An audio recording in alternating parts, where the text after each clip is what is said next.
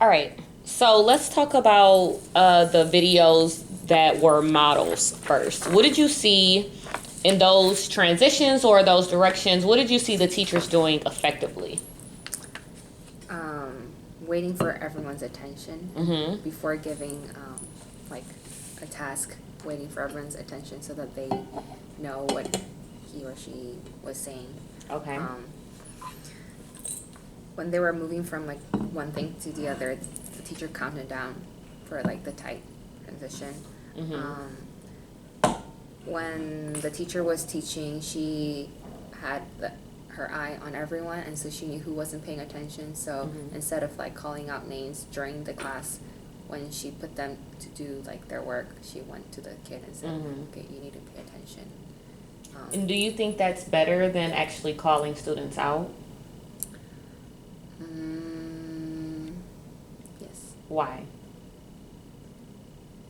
because when I have that talk, they know like, oh, I don't know. It's just better than just saying, "And Mila," and then she's like just looking at me and okay, and she's gonna go back and do the same thing. So like going up to her and saying, "I need to stop," and then they'll take it more seriously. It's like, oh, I need to stop.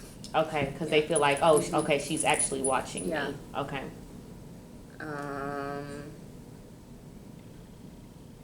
So yeah, that didn't take away like class time, and also it could embarrass them if I like just call out their name. And like moving around, if there were people that weren't paying attention on this side, then the teacher like moved to that side. Absolutely. And what does that do? Like if They- Saeed and Pedro are over there talking while you're working with Shania, if you just like go and stand over there. They're gonna be like, oh, like she's over here, so I can do my work. Exactly. Yeah. And so like that proximity lets students know that they are still being monitored, so they should still be doing what they're supposed to do. Yeah. Anything And else? teachers saying like, oh, I need three students, like to pay attention, not calling out names like who it is, but like 3, 2, and so eventually Right. the teacher had everyone's attention. Okay. That's pretty much what Okay. So some things I wrote. The first clip we saw with the male teacher is that he was very explicit in his directions, and he only gave them 3 directions. Just 3. That's real easy to remember. First, second, third. And then he practiced that multiple times, and then he timed that practice. You know, so he said, I'm going to take these papers. I'm going to give them to this individual. This individual needs to do this, and then that individual needs to do this. Go. That was real simple. Then he timed it, and then he also gave them praise in the practice. And so why do you think he gave them praise when they were just practicing?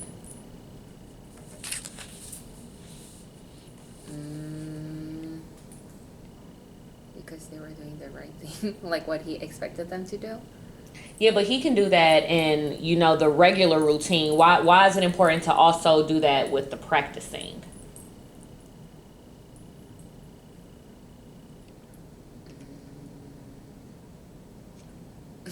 If I get motivated during practice, if my coach is telling me, "Oh, you're doing so well," like, "Oh, we just got to do it 2 more times, and then I'm going to get better every time," because I'm constantly getting that positive praise that all of the kids need all of the time, which is why they do all of these things to get our attention. You know, so if I'm getting praised during practice, I know I'm going to get praised when we have to do the real thing. Some other things I saw, and like you mentioned this, like standing where all of the students can see you and they know that you can see them. And then the next clip we saw, the teachers like Track Me, gave them 2-step directions that time. And these are all middle school kids. So middle school kids can't handle more than 3-step directions. And so she gave them 2. And then she gave them that countdown. Then she began to move on. And so what I really love that she did, she gave them the 2-step directions. You're going to pull this paper apart, put it in your folder, and it goes in your book bag. 10 seconds. And she started counting down, and they know that as soon as she gets to 0, she's going to start teaching again. And this is so important, and our routines are so tight that I'm going to miss out on my learning if I'm not done in 10 seconds. And so that lets the students know, like, okay, we need to do this. How else do you think that impacts student learning? Doing it Like getting a countdown, and like if you're not there by the time we're done, we're moving on. How do you think that impacts student learning or their motivation? keeps them accountable. Mm-hmm.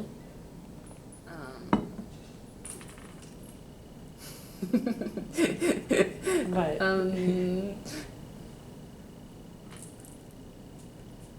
I don't know, they're just like on task and they know like what to do. always What's on expected, task. yeah. There's no room for Messing around, messiness. yeah. Okay. And then the next clip we watched, this female teacher, and this was something that I did in my classroom, because these are 6-year-olds. And because, you know, when we were talking about those trauma-informed schools the other day at PD, they're used to operating in dysfunction. They're used to having no boundaries. And so to have every single thing structured in a first grade classroom, down to how students ask for tissue, those small things, is huge. And so did you see where the student, they put up 2 fingers and she already knew they needed tissue? How does that small thing impact the entire class and their learning?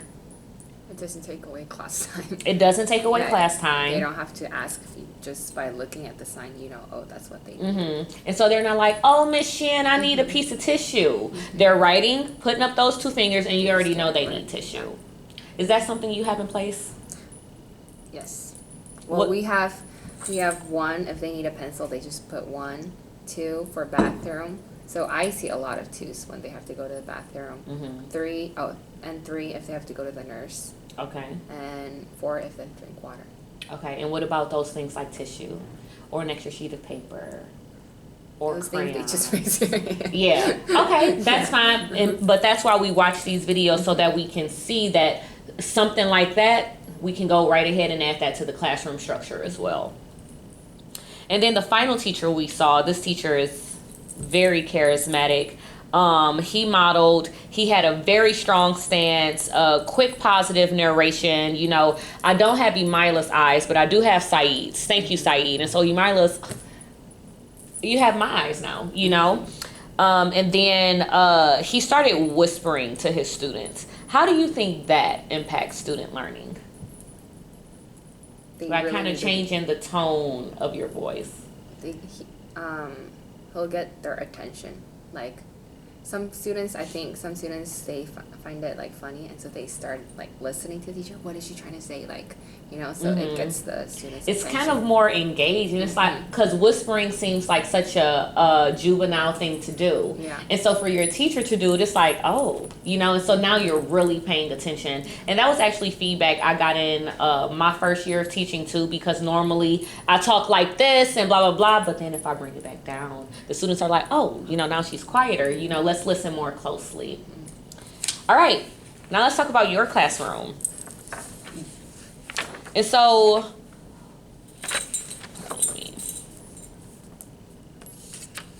what are some things that we just named that you might be missing?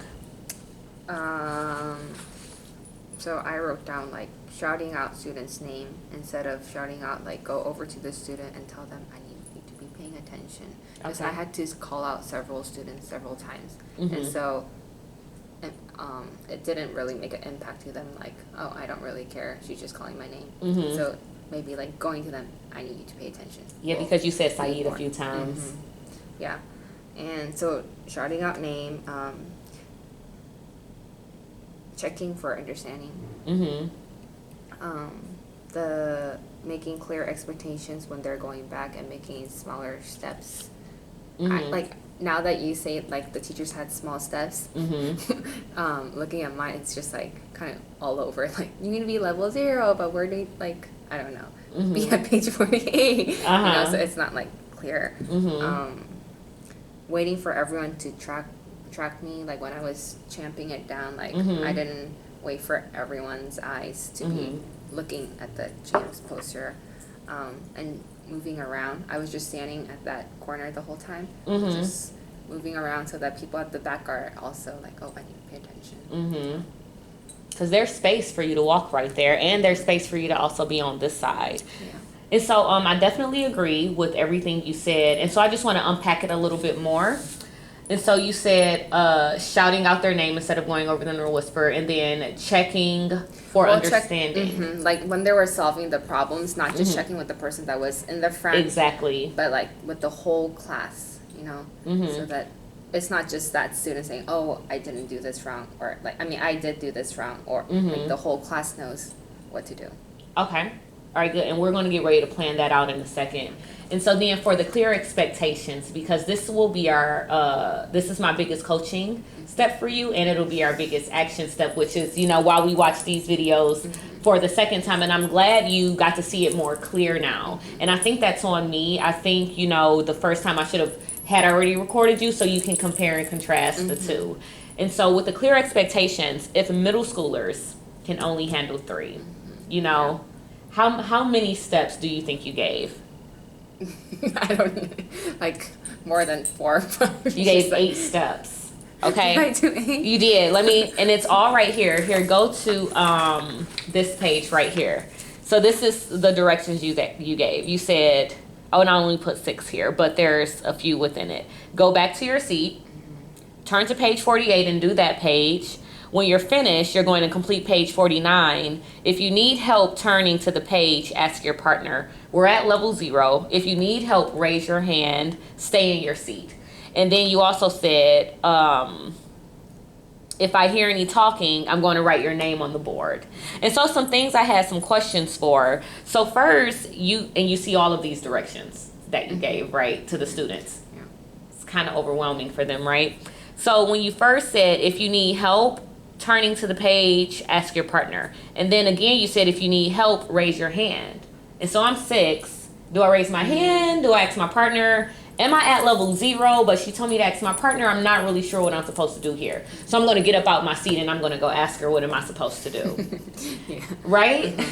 And so then you said, stay in your seat. So what happens when they get out of their seats? They just go back. I just told them to go back to their seat. Well, there's not really a consequence. Right. It's just like, please go back. And so is that expectation clear? No. Right. And so then when you said, if I hear any talking, I'm going to write your name on the board. And then I said, what does that mean? Like, where are you going to write their name on the board? Is this a good thing that you're writing their name on the board? Is this a bad thing? What's going to happen after you write my name on the board? Well, if their name goes on the board, they know they're missing recess, parts of recess. So I just tell them, if your name's on the board, then they know, oh, I'm going to be losing part of recess. Okay. Yeah. So how do you think can... Go ahead. But maybe just explain it like, if your name's on the board, then, you'll be losing recess, and just stating that again. Or not stating it at all. But then what if you tell me you put my name on the board, and then I say, well, I was asking Emila what page I'm supposed to turn to. Yeah. Or I need a tissue machine. What I'm saying, it doesn't match. Like, yeah. Right. Yeah. Exactly. And so then how does giving 8 action steps, in the 8 action steps that are kind of vague, how does that impact your classroom and student learning? Well, They're not going to know what to do. And so they're not going to have like effective learning time. Right. Exactly. So I guess I'll have to like split it. Okay, so the first 3 steps will be like, go back to your seat, and we're getting ready to write it down. Oh, we're gonna write it down. Yes, we're gonna write it down. So your next action step. Okay, before we go into that, we can actually do what you were just doing. Ideally, let's talk it out first. Describe what you would like to see students doing and what you would like to see yourself doing going from carpet to seats. So less steps. Less steps. Okay, given from you. Yeah. Okay, and what about the students? From the students? What would you like to see from them, carpet to seats? So you just said you're going to give out less steps. So that's what you would like to see in yourself. I would like to see them following the direction. Like doing what I told them to do. Okay. Yeah. All right, good. So now your next action step, and I want you to underline this because we're still here. This is kind of where we were in the beginning, and that's okay that we're still here, but I definitely want you to nearly have mastered this by the time we go on intercession at the end of the month. And so it says routines and procedures, give clear what to do. This should say 3-step directions, okay, for when students go back to their desk. And so what we're getting ready to do is plan and practice that part before, you know, you just got done with the math lesson. Now what happens between you getting done with the math lesson and when they pick up those pencils to start writing for independent practice? Going to plan that out moment by moment. All right. So, and we're going to do this together. You're going to write some stuff and I'm going to write some stuff, and we're going to compare what we believe should happen in the plan. So the first thing I want us to do, let's write up, what do you believe that routine needs to look like in those 3 steps, from being done with the we do part of the lesson, moving to the you do part of the lesson. So let's go ahead and write that out.